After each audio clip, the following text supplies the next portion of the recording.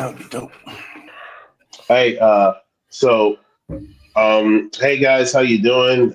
It's your boy Obsidian, Micah, and the homie Colton. What's up, YouTube? How you guys doing? What's up, guys? It's been a minute. We have a lot to talk about, a lot of bodybuilding news, a lot of stuff happened since we have been able to get back on here and do a stream. So I'm excited about that. I'm excited about everything coming up. 2025 is going to be a dope-ass year for professional bodybuilding. And like I said last time, for what we got going on in our personal journeys. But yeah, we crushed legs on Monday. And we just got through crushing shoulders and arms earlier at the gym today. So I've been beating it all week, man. Fucking. Hey, bro. Fucking delts are on nitro, bro. These things are just fucking popping. Arms are popping. Hopefully you're gonna get some time to compete this year. Make that push for that pro card. I'm 6'3", 300 pounds right now, guys. And, so classic physique is definitely out of the picture. 6'3", 300 pounds and doing the splits in the gym too. Yeah. I mean, your boy used to be, on the back fit game and all that shit, man, this little gymnast, getting it in. But, with that being said, guys, let's get down to brass tacks. And the first topic I want to bring up with you guys is the Pittsburgh Pro. Now, they are going to be adding open bodybuilding to the lineup. This is the first time that's happened since the inception of the show. And so there should be a ridiculous lineup for the Pittsburgh Pro because that's the Mannion show. Tyler Mannion, he's going to be leading that. I believe he's also going to be the lead judge for that show. Also, guys, I'm excited because not only are we going to be able to see some impressive physiques or, some headliners that you don't get to see that often in the guest posing, but what about the bodybuilding lineup? This show should be big. Hopefully they adjust the pot to make more bodybuilders want to come too. Do you know what first prize is? No, what is it? $200K. Oh, that's like 6 shows. So that's that are over 100K. So you got the Dubai, you've got the Olympia, 600,000. You've got no. I read it wrong. Total prize of $200K. So so they're gonna break that up. That's gonna be broken up over the categories. So. Well, you got me real excited, but hey, I mean, still a $50,000 pot is first open show. That'd be a little extreme, but yeah. I mean, if it's $200K, I mean, potentially that's $80K for first place. Maybe. Yeah, a really good fucking prize. Well, I mean, if you think about it, the $10,000 you win for a standard show doesn't cover shit. You're just pretty much getting back to even. You got hotel, flights, food, coaching, tanning. If you're a female athlete, you got your hair and makeup. I mean, just getting your hair cut as a girl right off the bat is $300. I mean, me and Colton are lucky. Nothing but a Bic razor and some shaving cream, and we're good to go. I don't even need the shaving cream. I just use the hand soap in the bathroom. That's all I need. Fucking savage. Look at this guy, man. What next? And I exfoliate with lava rocks. man, shit. Hey, definitely. But so back on topic, dude, I am super excited for the Pittsburgh. I mean, because usually I'm excited just to see who's guest posing. You never know. And they usually send an invite to some of the biggest names in bodybuilding. One thing that I'm also kind of curious about is, who's gonna step into the show? Is it going to be Anton Vaillant? Are we going to have Sergio Oliva Jr.? Are we going to have what's his name? Jesus. Starts. It's escaping me. It'll probably come back. Um, but are we gonna have any 212 guys jump up to open bodybuilding like Angel Calderon? It's super exciting, and hopefully, and this is one thing I'm looking forward to see if Keon Pearson, because he did a guest posing a while back at an event, and he was 220 pounds, and this dude looked massive, which is massive. 18 pounds over what he was on the Olympia stage. He said he was 202 at the Olympia. So that's 10 pounds. That's 10 pounds of stage weight he's got all year to prep. I would love to see him in the Pittsburgh Pro. Wesley Visitors. Also Terrence Ruffin Terrence Russell's making his comeback, right? And that's going to be amazing. I mean, he was second to Chris for what 4 years. You know what I'm saying, in a row. Did he beat him once?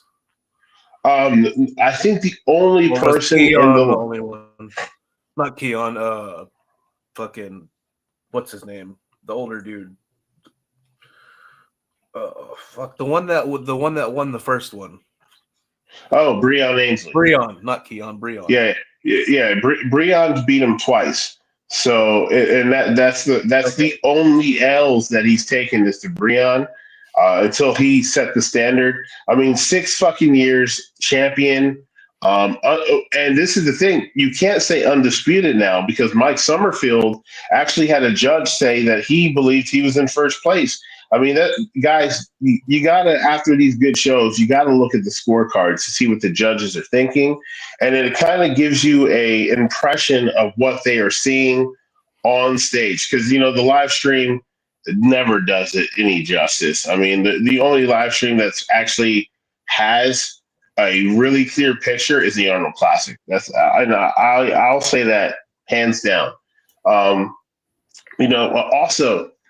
Hadi Rambod retiring. Who's going to be coaching Hadi Cbum? Who's going to be coaching Derek Lunsford? We don't know. And this is also the caveat to that, guys. Will they be as good?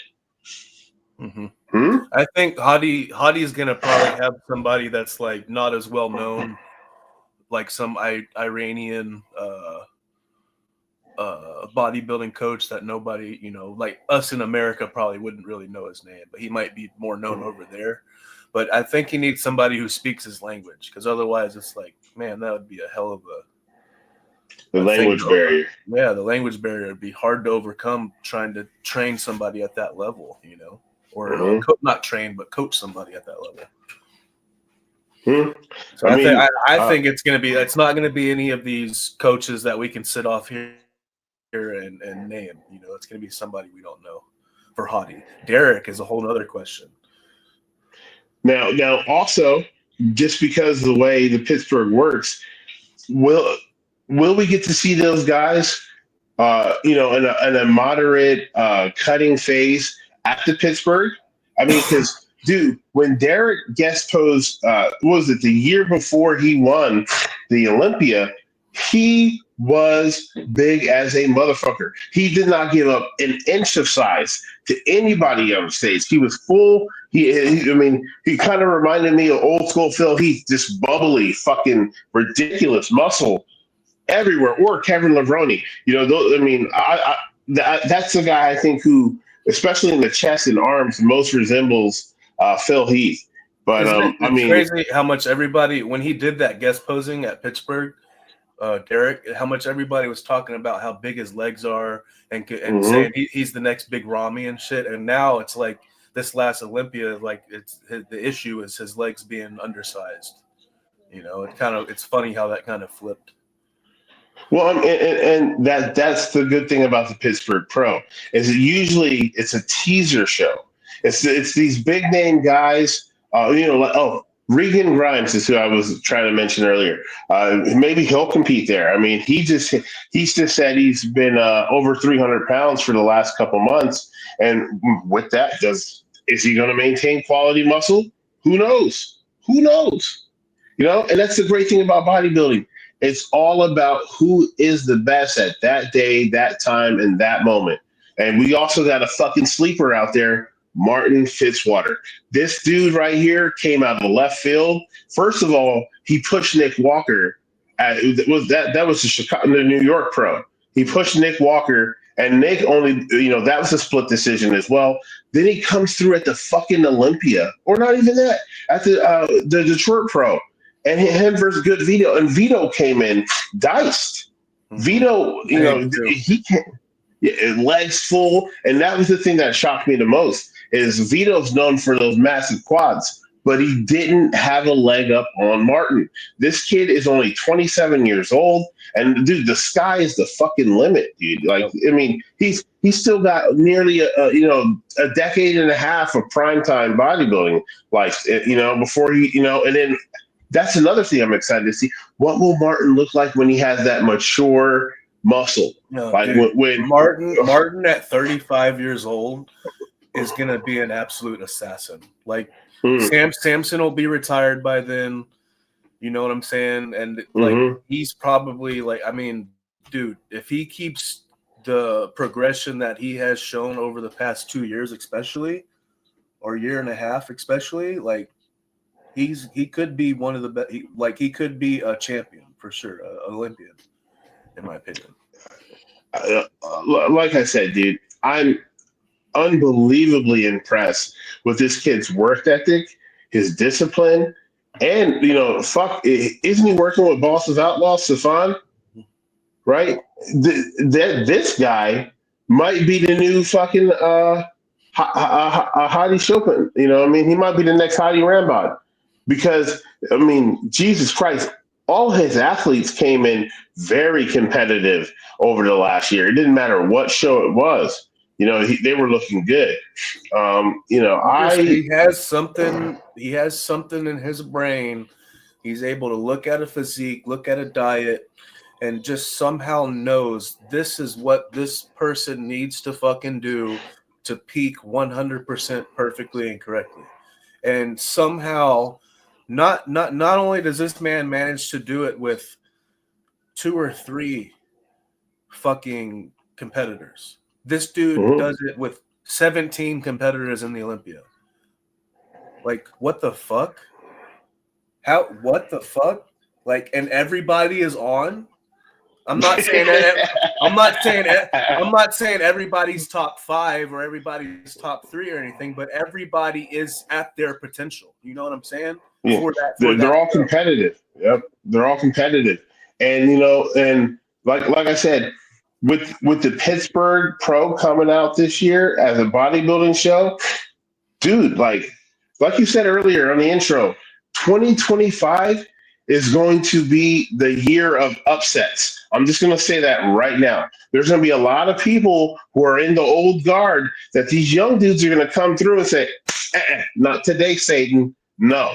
And I can't wait to see it. The only one I don't see them touching like that is Samson. Samson has the potential to be at the top until he retires if he does it correctly. Hey, you ain't lying. You are not, dude. You saw his progress pictures, dude. 3 fucking 30 something, and still's got an 8-pack. Fucking still got deep lines in his quads. Still has fucking super pronounced bicep heads. I mean, they're not the peakiest. I think Nick Walker and what's his name? The Russian dude, Michael Krizo have some of the peakiest biceps. And then in third, I would have Akeem Williams. Also, boom. He looked fantastic at his last show. Jesus Christ, man. Like this is, like I said, this is the year of upsets. People are coming out of the fucking woodworks. And the one thing I have to say about Akeem Williams is I wonder what he could do since he's qualified early with a year to get his back game up. You know what I'm saying? Like, if he brings his back game up, dude, that can be he's the same size as Samson, like almost, And if he came in as diced as he did for his last show, Boom, boom, guys. Like, the sky's the limit. So that's the Pittsburgh Pro. We're all hopeful for a great show. What's the next topic you got there, Colton? I was trying to pull up Akeem real quick, but I'm not finding the actual Like still pictures. No, I found the pictures of him. Let me see.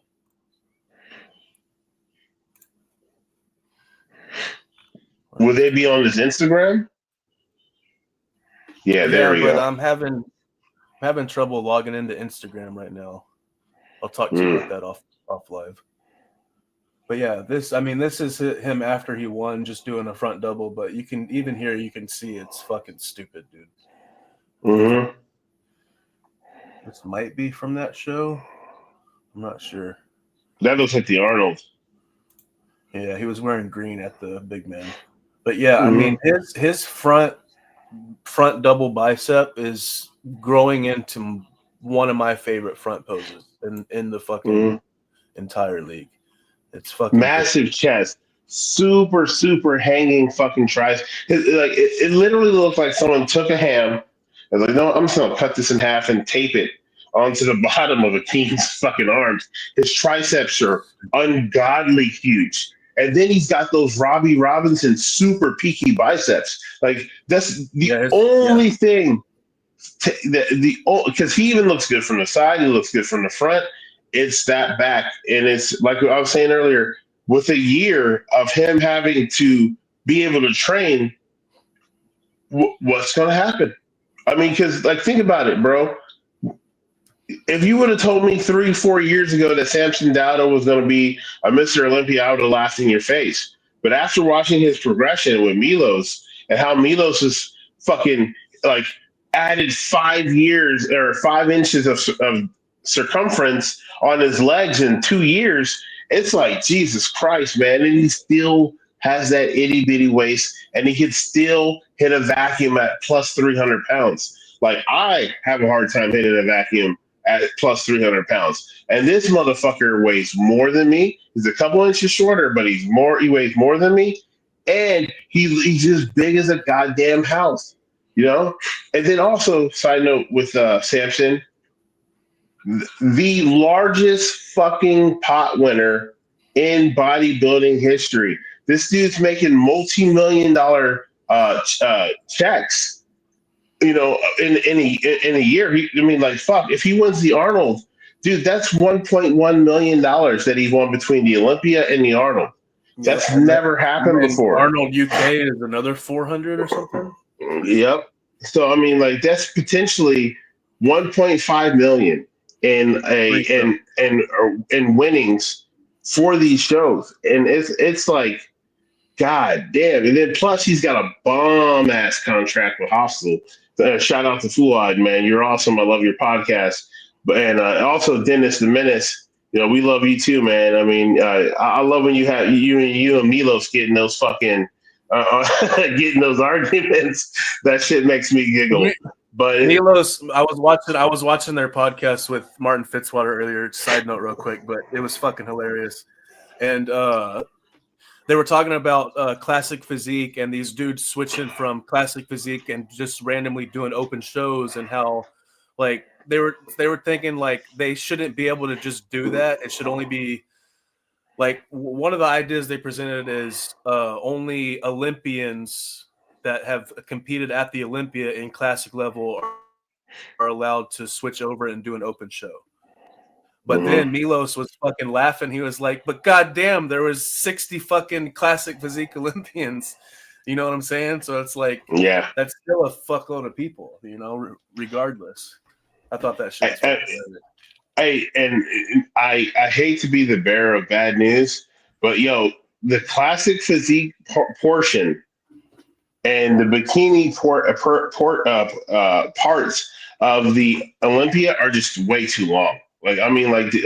Honestly, I think there should be 30 spots. You only get 30 individuals per category. And, at that point, I think they could save money because they're not giving out so much, so many checks. I mean, think about that, dude. That's just doing 30 with classic physique, right? And let's say the pot's $10,000. That's $300,000 in fucking check money. You know what I'm saying? That's a lot of fucking money, bro. You know, and then now you can put that back into the production of the Olympia, or maybe you could spread that amount out through classic physique, because I believe these guys and even 212 are highly underpaid.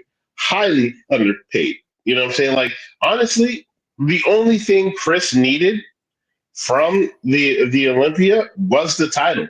The pot, he owns multiple businesses. His YouTube channel is got a massive following. His Instagram's got a massive following, and it's just like 50K, 60K was pocket change to him. Like, I mean, supplements are making he's millions on that. Hold on, you're lagging real bad. Oh, are you on your Wi-Fi? Yeah, I'll get off.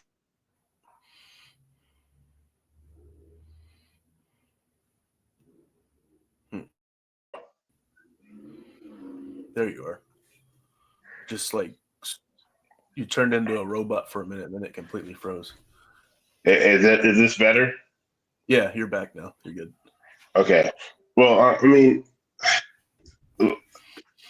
the prize money in bodybuilding, the rate it's going, I love the fact that Arnold puts his money where his mouth is, and I also love the fact that with the pots going up, it's only going to get more competitive. I mean, think about this, bro.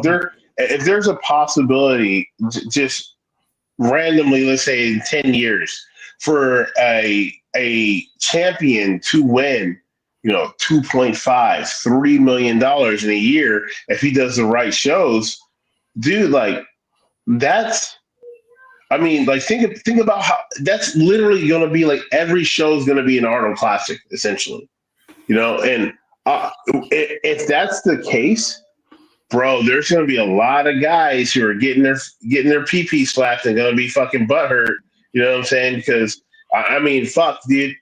Let's say this: if I'm Samson Dauda and I can do 4 competitive shows, and like, dude, think about this. If let's say he wins the Arnold, 500,000. Arnold UK, 400,000. He does the Dubai Pro, that's $1 million. Then he does the Olympia. That's $1.6 million in prize money in 1 year. Like, what the fuck, bro? Like, that's so much money. And you know what? I think it's a step forward. And the reason why I say that is because people might not sound a lot to people who aren't bodybuilders, competitive bodybuilders, or competitive bodybuilding fans, compared to like what like NFL athletes or other professional athletes get paid. But money like that, like what he just mentioned, $1.6 million in a year for bodybuilding is unheard of. It's like, that is unheard of money. It's not like other sports that where they have these contracts that are paying millions and millions of dollars per year and whatever. Like, you have your supplement contracts, you have apparel contracts, you have all these sponsors and stuff like that. But like, even with that being said, like the show money is not what everybody really relies on, because the payout is not always that great. You know, most of the time, if you're a good bodybuilder, a good professional bodybuilder with your pro card, you're making more money most of the time off your supplement contracts, your apparel contracts, and all that stuff than you are actual competitive winnings most of the time, unless you're fucking Samson Dauda. Well, and this brings me back to the prom show, you know, with Martin and Chris and Sean Carita being the top 3. So imagine if, let's just play the imagine game. If Cbum won the Olympia title for bodybuilding, right? Like, him and his contract and his supplement deals all tied together. This dude's walking around making $3 million, and people are like, "Oh, that doesn't seem like it's a lot of money." And bodybuilding, that's a lot of fucking money. Because I'll tell you this: for me to bulk up to get to 300 pounds, and I'm not even a professional bodybuilder, I was spending like $2,200 a month on groceries. You know what I'm saying? Like Not to it's mention supplements, gear, everything. You know what I'm saying? It's like yeah. it's an expensive. Yeah. It's not only not a super high paying sport, but on the other side of it, it's an expensive fucking sport to participate in. And you're just talking about what you're paying just to build the muscle. You know what I'm saying? We're not even getting to the point of talking about what it's going to cost to start going to shows to try to win your pro card. You know what I'm saying? Because then you got to add travel expenses, then you got to add food expenses on the road, then you got to add the actual fees that you have to pay to actually participate and compete in the show. You know what I'm saying? Like, it's an expensive sport, and unless you're at the highest of levels, you're not making a super big amount of money, especially not off of show winning. So like when you say somebody is winning 1.6 million, earning $1.6 million in 1 year just off of competitive shows, it's such a ridiculous number. It's almost unfathomable in the bodybuilding community, because like nobody ever has done that. He literally just set a record. You know what I'm saying? Yeah. Without even doing the Arnold yet, just with winning the Olympia and the other shows that he did last year, he has already set the record of being the most prize money winningest bodybuilder in history. Yep, exactly. And I think it's just going to make it that much more competitive, and I'm excited to see it. You know what I'm saying? And possibly, maybe even I'm just as excited, or even more so, if things fall in my favor, to participate in it. You know what I'm saying? Like God damn, I would love to be on stage posing against Andrew Jacks. I would love to be up there, posing, with the Regan Grimes, and having that pose down, and we're fucking all going off, and everybody's side chest this motherfucker. What's up, bitch? Front double bicep. Look at these cannons, motherfucker. And I can't wait. I'm super excited. And one thing that I also greatly appreciated was what Chris said in between shows, his open debut and his Olympia winning, that he's going to help raise the classic physique pot money. You know what I'm saying? So these guys are getting paid. Like, I mean, if that's not a kick in the ass to the Olympia, saying, look, like, how does that not get them to be like, we're not paying these guys enough money if the fucking champion is like willing to put up his own money to fucking make the prize better? Like, he won this shit 6 years in a row, and he's like, look, if y'all are not going to raise the prize pool, I'm going to raise it myself because Classic deserves more. You know what I'm saying? Well, if you think about it, most people who are fans of bodybuilding, except for the diehards like us, Chris already proves it. The public and the majority of bodybuilding fans love classic physique. I mean, I'm an old school monster. I remember looking at Muscle Tech magazine and seeing these dudes, larger than life dudes, on the cover, and the freak factor blew my mind. But you got to pay these guys money. And the thing about it that people understand, bodybuilding is a dangerous sport. I mean, like, do you guys understand how much pain and effort and sweat equity you have to put into this sport to be a sub 5% body fat? You know what I'm saying? Like, I mean, for fuck's sakes, my last show I was doing 2.5 hours of cardio, 2 hours of training in the gym. So I would wake up at 5, go do an hour of cardio, come back, take my son to school, then do my day, deal with my clients, boom, go to the gym, boom, go to my evening job, boom, and then come back from that, or before that, do another hour of cardio. I mean, like, think about this. George the Bull died from dehydration. Like, the motherfucker's body went into shock, and he died because he was dehydrated. Like, I mean, the only sport that gets close to that is boxing and UFC, where these guys are manipulating their water, but they're doing it at the last minute, right? And then all of these guys are able to rebound, taking IVs. Yeah, it's like right after they get off that scale, they're literally like carbing right back up and doing everything they need to do. You know, it's like you're not like at a pro bodybuilding folks. It's not as much at a more amateur level, but your body is going through fucking hell, and then not only that, you're on stage like rigorously 2 days. You got a prejudging and a finals. But you're on stage that dehydrated, that water depleted, and you're sitting there like trying to pose and flex every single muscle and every single pose the correct way as best as you can, present the best illusion that you can, all at the same time. You're just sitting there like, I'm fucking dying. You know what I'm saying? Mm-hmm. Like, people die from that. And it's not like, oh yeah, people take steroids and they die because they take steroids. Like, yes, that happens. Some people don't have self-control. Some people don't know what they're doing. They take way too much gear, way more than they need.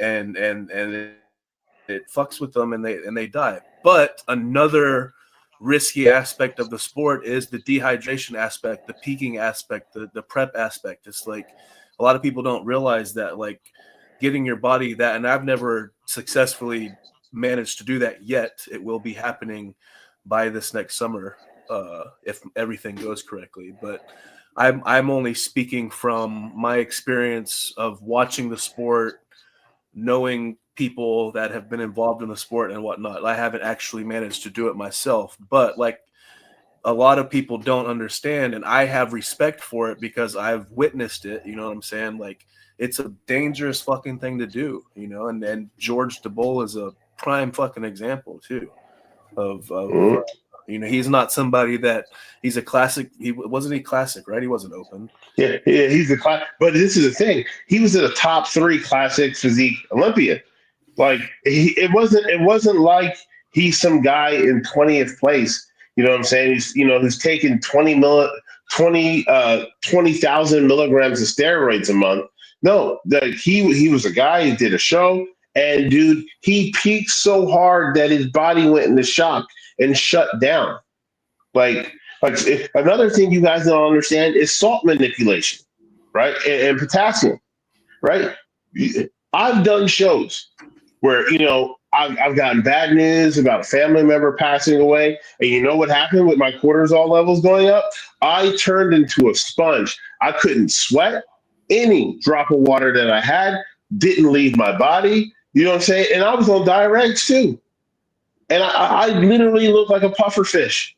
All my lines, everything I worked together to show, to be able to get out there and pop at that moment just went to shit, and literally 5 minutes, and so the psychological game of bodybuilding is also hard.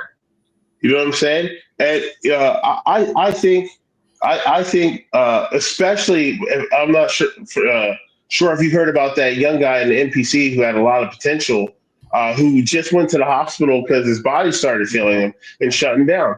And so, like you gotta understand, there's guys that have been doing this for a long time, been coaching, actually participated, so they have somewhat of a feel about what the body needs to take and what you can leave out. When you're already on a heavy cycle to build and maintain deep quality muscle, and your coach is, let's say you're on, 5,000 milligrams or 10,000 milligrams in a month, and you double or quadruple that tax that those drugs put on your body is going to kill you. Listen to this, guys. Tom Platz, the quad father, the dude who had arguably still has some of the best legs in bodybuilding ever, only spent $500 on his cycle for the Olympia. Like, what? And he was able to place in the top 5, So, I believe in the Tom Platz method and the Louis Simmons method. Only take what you need to get a response, because the rest, your body can only absorb so much. The rest, you're either pissing it away or what have you. You know what I'm saying? Or sweating it out. You know, and depending on the compounds causing you liver issues and kidney issues, all kinds of shit, and high blood pressure, heart issues. You know what I'm saying? Like you take clots. You take too many fucking too much gear in 1 month and consistently do it. Like your heart is a muscle. And essentially, that is going to fucking grow just like the rest of your fucking muscles grow. And that's one of the things that happened with fucking Rich Piana is his fucking heart was like 3 times the size of what it was fucking supposed to be sitting in his chest. You know, it's like, how the fuck are you supposed to survive something like that? So. You can't.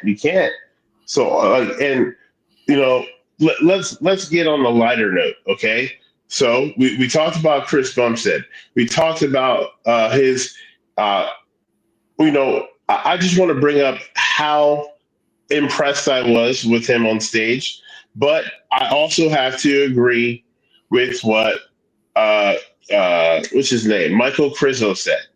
Bodybuilding is bodybuilding and classic is classic for a reason.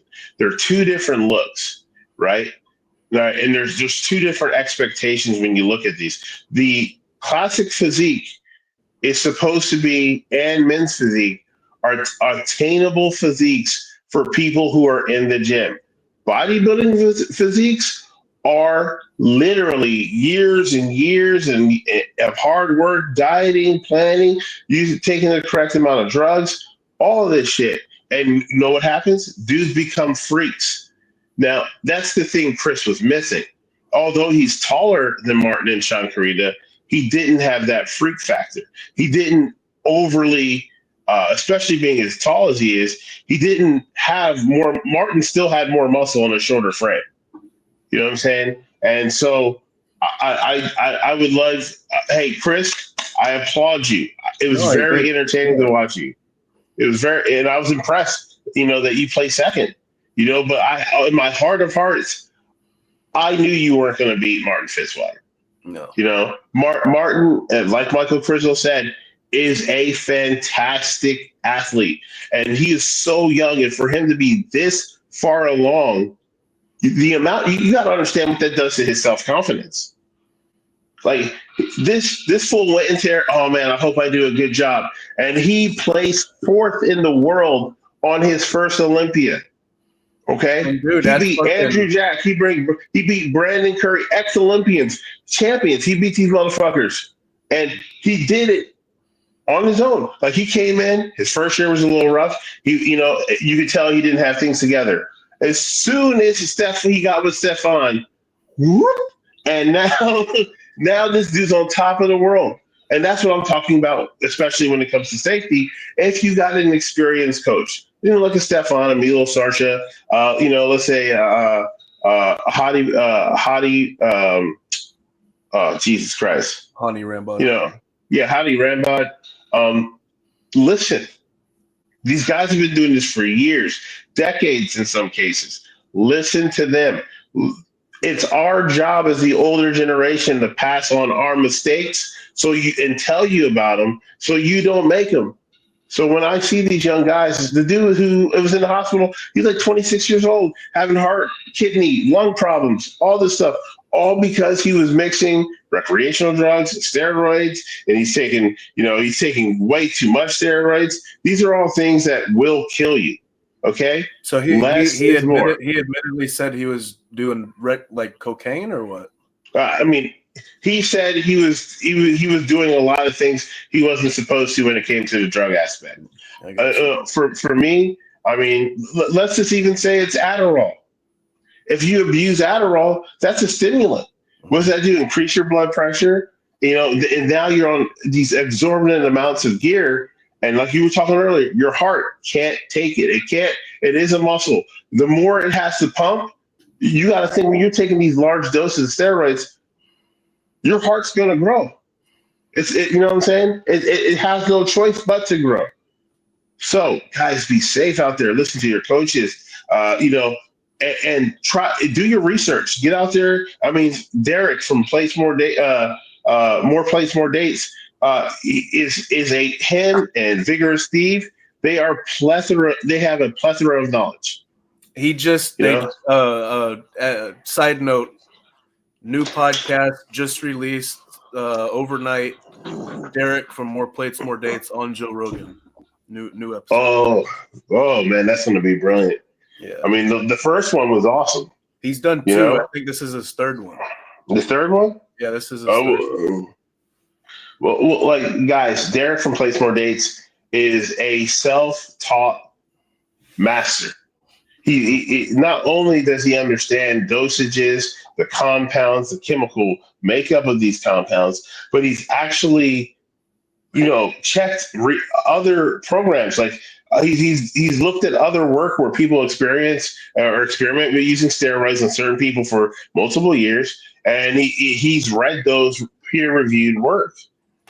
So let's get off the dark side of bodybuilding. What you got? What's the next topic? Rubio mascara. Oh, Nextzilla. Hey, I got 2 words for you. Do, show. Well, let's say 2 sentences. Say what you're going to do, and then do it. You have flaked out on so many shows. All it does is you're pretty soon you're going to turn into a Kai Green. You remember how many times Kai Green was teasing, "Oh, I'm gonna come back. Oh, I'm gonna come back. Oh, I'm gonna come back. Oh, I'm gonna come back." Never did. And what did people start doing? Listening. They stopped listening to his ass. So hey, get out there and think about this, bro. When you did the Prague Pro, you weren't even 100%. I don't think you were 80%, right, of your potential on stage, and you placed 4th, dude. Versus a Samson Dauda, Michael Krizo, a Nathan Diasha, a Barus Tabani. Like my thing is like if you're not where you want to be, and you don't think you can get where you want to be after a proper and full prep for a show, why are you fucking announcing that you're doing these shows? Like, just stop until you know your physique is where you want to be. Your conditioning is on track to be at 4%, 5% body fat for you to get on stage instead of this fucking shit that you brought before. No, I'm not trying to be rude. Like, he's an amazing fucking freak factor bodybuilder with fucking 36-inch fucking tree trunk quads. Like, the dude's a fucking freak, but like he has not brought good conditioning to stage whatsoever. So it's like, dude, like, until you get to the point to where you're comfortable enough to be like, yo, I'm happy with this. I'm on track to be where I need to be stage ready. And even if it's not you at 100%, like, if just get to where you're comfortable doing the fucking show, and then do the fucking show. You know what I'm saying? Even if you're not coming at 100%, how is the experience going to hinder you? You know what I'm saying? How is getting out there and getting your name out there, getting your face out there, getting more stage pictures out there so people can see what a fucking freak you are, not going to benefit you in multiple fucking ways? There's no reason to sit here and announce these shows and then not do it. I mean, dude, even if you come in at fucking 85%, like, that's still going to be better than what we've ever seen you on stage with. You know what I'm saying? We're going to be talking about you, and then the next show you come in at 90, and then the next show you come in at 95. Like, just progress and get better. You know what I'm saying? Because whatever you're doing right now with this fucking announcing these shows and then pulling out of them, like, that's not the play. Like, you're fucking turning. I don't really necessarily give a fuck. Like, I like him as a bodybuilder. I think I think if he pulled the conditioning in, if he leveled out his upper body with his legs, he's got the freak factor, he's got the size, he's got the genetics to really be something in the sport. You know what I'm saying? I believe that, but like, I'm not so excited about this guy just because of the fact that, like, when the fuck are we going to see him compete? You know what I'm saying? Like, I just don't, I'm to the point to where I just don't give a fuck. You know what I'm saying? Like, and this is another thing, Rubio. If you don't feel like you're ready to do a show, or if you feel like you're not capable of being, you need to hire a new coach. Like that, there's tons of guys out there that, regardless of like dude, like Chris Aceto. You know what I'm saying? Like, it doesn't matter who he works with, he brings them in 85 and up. You know what I'm saying? And think about that, bro. Like when you did the Prog Pro last, I would say you were like 70%. But like I said earlier, you still beat. I mean, there was like 30 bodybuilders at that show. So out of those 30, bro, you're 20. You're the fourth best. That's 26 people behind you, bro. Like, come on, like think about this, brother. If you, like Fulton said, if you can bring your top and your bottom, or just give your top a little bit more size to match with your bottom, you are going to be a hell of a person to beat. Because just off of your stature, and since your legs are so massive, that V taper is going to be. I mean, geez, it's going to be so ridiculous. It's going to make you look like your waist is nothing because your quads and your back are so fucking big. Like, so I say, please, buddy, just be a man of your word. Don't turn into a Kai Green. We're not the fans. We don't want to hear the shit. And also don't make up excuses. Oh, my supplement company forced me to get on stage. Yeah, motherfucker, because they're paying you to get on stage and to show your physique. That's what they're paying you for. Now, I noticed you did the show and you were claiming you were sick when you're coming out and you're fist bumping and you're dancing. It's like that's come on. That bird don't fly, buddy. No, we see right. In my opinion, he needs to earn that shit first. It's like you need to come in on a serious note and show what the fuck you're about. And after you come in at 95% and show us what the fuck you're about, okay, then you could do a dance at your next show. Otherwise, like, show us what the fuck you're about, dude. Because we want to see you on stage. You look fucking sick, dude. Like, we want to see that shit. So come on now, get it together. And if I had 36-inch quads, I wouldn't be fucking bullshitting, bro. Like, I would be out there. And now we're gonna say, keep up the good work. I mean, it is a hard sport, but dude, find your niche. Okay, the freak factor of bodybuilding is what makes it so entertaining. And bro, you have not freak factor. That you're lagging. Freak factor. You can bring it together. You can get it.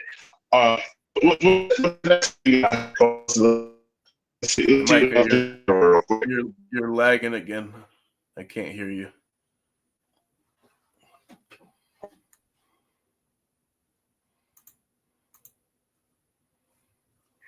Can you hear me now? Are you there? Oh, there you are. Yeah. Okay. Every once in a while, you go robot mode. All right. Sorry about that, guys. The internet is the internet, So, what's the next topic? We got Crizzle out done. We got Chris Bumstead. I think we should talk about who's next on the classic physique throne. Got you. So Mike Summerfield.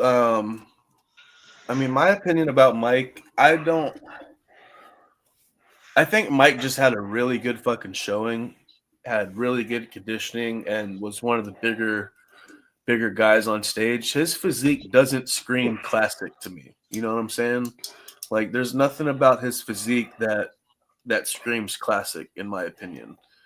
Like, he looks like a small bodybuilder to me. Like, he looks like a smaller bodybuilder. Like somebody who's, if he put on 30 more pounds, like, he'd be pretty competitive in the open. Mm-hmm. But I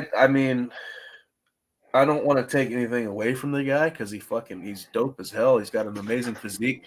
If you're gonna ask me who's next in line for classic, my opinion is gonna be Urs Kalzinski.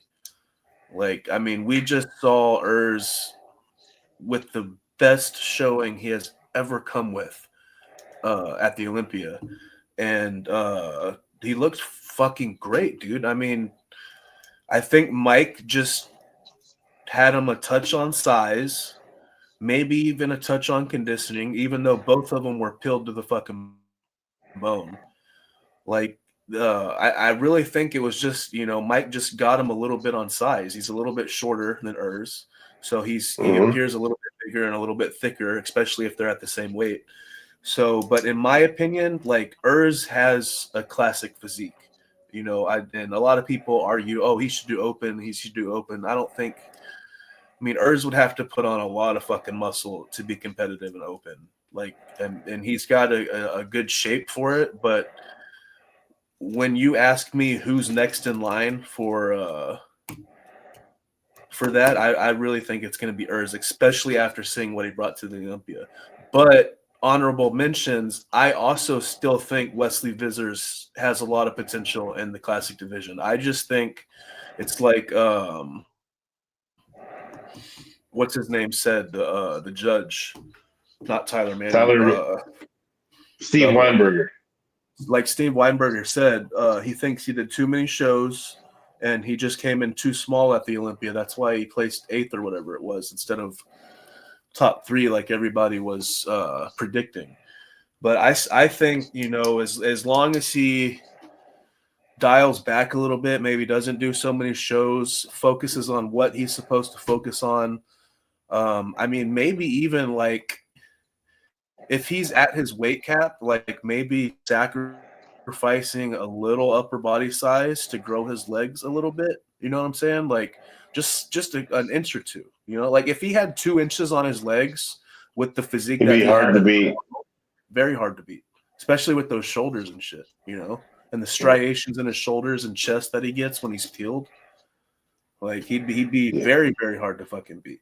So I mean, in my opinion, like Urs and Wesley are my top 2 contenders for who's going to be one of the next ones in line for champion. But I mean, you can't overlook Mike because of what he just did, 2nd place, and not only 2nd place, but according to the scorecards, pushing Chris Bumstead more than anybody has pushed him in the last probably 4 or 5 years for sure.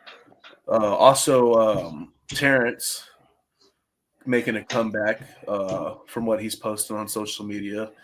You can't count that dude out because that dude has an incredible physique. Another guy that you look at and you think classic physique when you look at him. Kind of like I think when I look at Urs, Yeah, but this is the thing about Terrence, right? The reason why I think I got him, the reason why I think he's going to be out Wesley Visser and he's got the most potential to beat Mike Summerfield is the fact that this dude is a posing master. He knows exactly how to pose his physique to show his strong suit, and then the way he transitions masses his weak points. You know what I'm saying? And so, like I said, dude, he's a master poser. And I think that, and then I'm curious to see what he looks like with the added size. Because didn't he say he was like 12 pounds or something under his weight cap? So it was something significant, and so like that alone is just like, ooh, like I'm biting my fingernails, like, oh shit, this might be a good one, but like you said, you can't. Mike does have a bodybuilding-esque kind of physique, but hey, classic is just as a lesser form of bodybuilding, so of course there's going to be some similarities and some changeover and some things that are going to kind of weave in and out of each other, But I'm just excited. I mean, like with the classic physique throne being wide open, who is going to be the new Chris Bumstead? And you got to think also, even in bodybuilding, no one has had a Phil Heath was the last reigning champion over multiple years. Then it was Chris, right? They had the same coach, so that might be the fucking reason why. One of the greatest coaches in bodybuilding history. But like who has the ability to be the next Chris Bumstead? And that's what's got me really excited. I do agree. Urs looked ridiculous. You know, and I know what did it for him. His power levels were over 9,000. He had that Dragon Ball Z Super Saiyan hair, and he KO Kindus, bro. There's nothing we can do about that. He, that force was, the one thing I think about Urs that is like I hope and think it might help is stop. You get conditioned too early, man.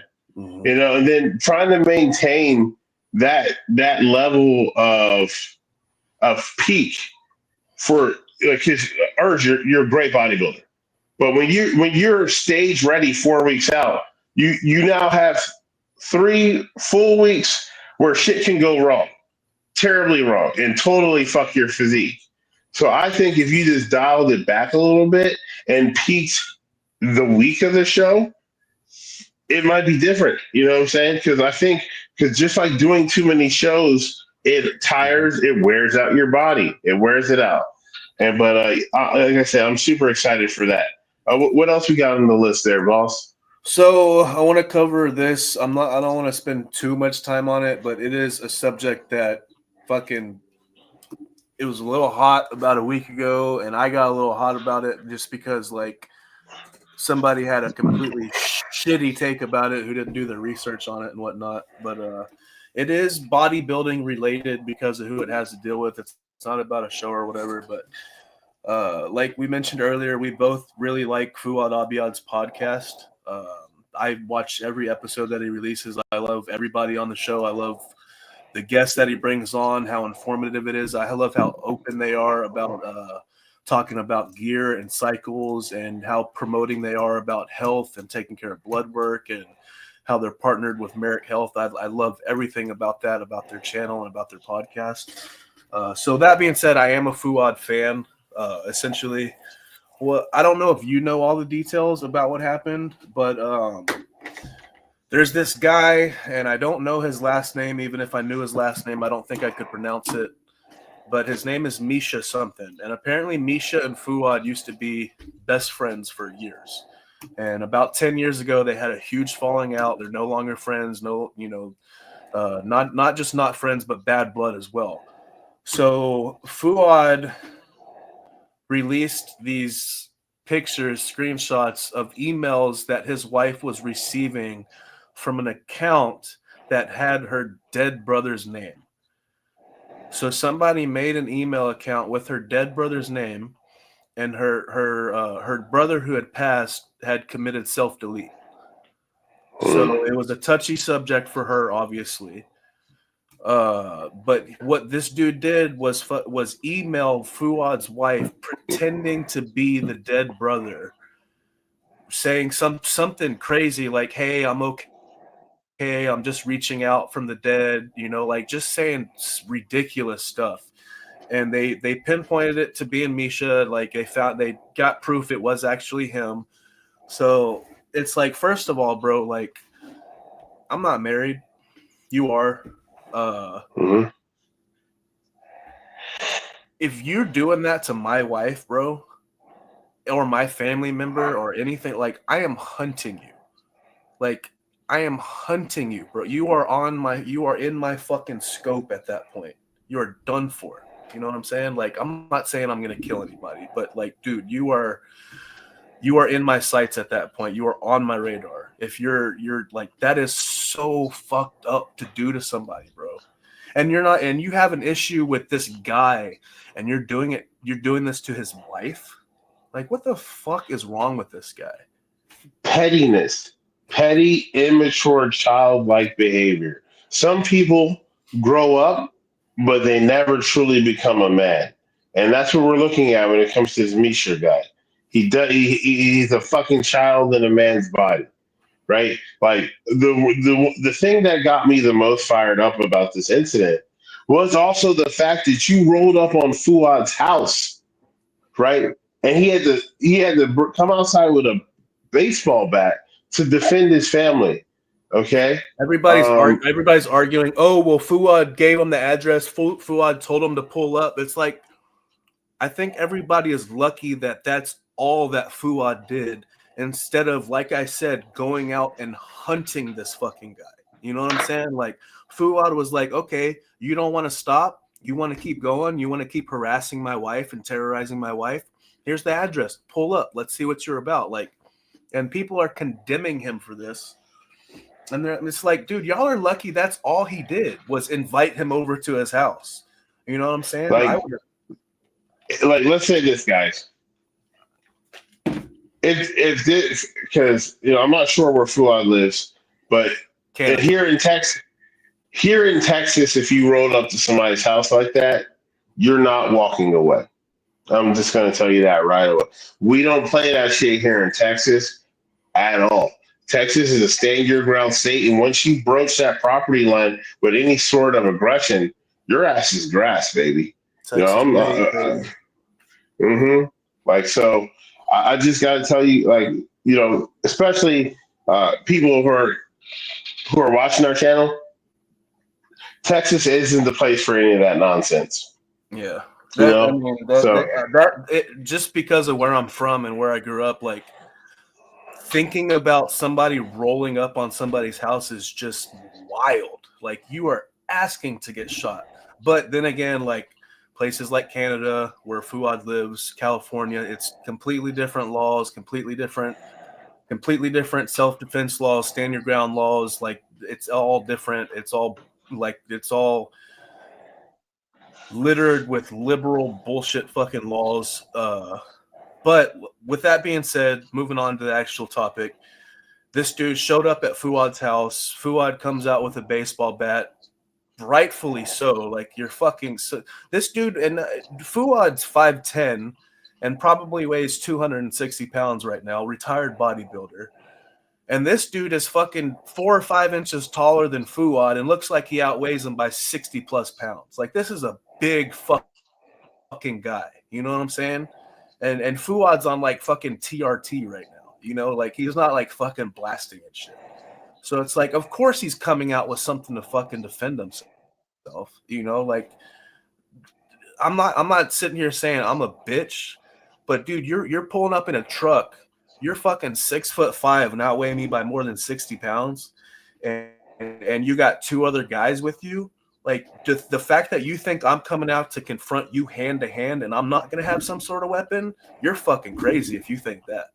Like, and then the dude in the background taking the video, put the bat down, Fouad, put the bat. Like, why are you even there defending this piece of shit that is harassing this guy's wife? Like, what the fuck? Why are y'all pulling up to this man's house? You know what I'm saying? Hey, invited or not, the whole situation is fucking wild. Hey, like I said, child in a grown man's body. Yeah. So I'm gonna have to leave here shortly, guys. Is there any 1 or 2 topics we got left?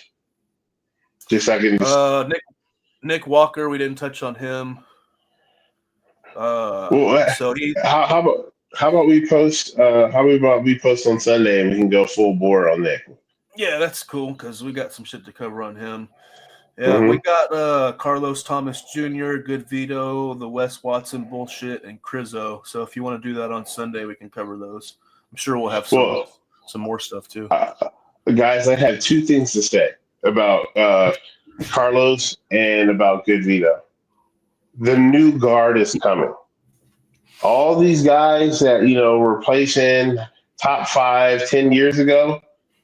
No, this new generation has some fucking genetics and talent in it. Carlos Thomas Jr. looks like a cartoon figure.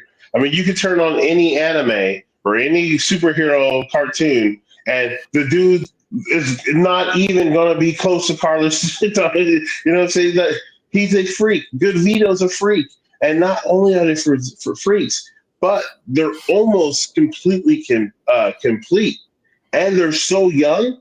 Like, dude, we're talking about 20 years of body. These guys can do another 20 years of bodybuilding if they plan it out right. That front double that Carlos posted, it almost looks photoshopped. It's so fucking nuts. Like, his legs. Usually when you see a dude like that with the upper body that he has, like, his legs are not really there. You know what I'm saying? Like, not like, okay, they're not there like Carlos's legs are. Like, Carlos has fucking tree trunks and a fucking upper body. It's crazy the way that dude looks right now. I was super impressed with his update. And with that being said, guys, hey, I love you guys. Remember to like and subscribe to the channel. And guys, this is Micah, aka Obsidian. Y'all stay blessed out there, and I'll catch you on the flip side. All right, guys, we'll see y'all most likely on Sunday. Y'all have a good one.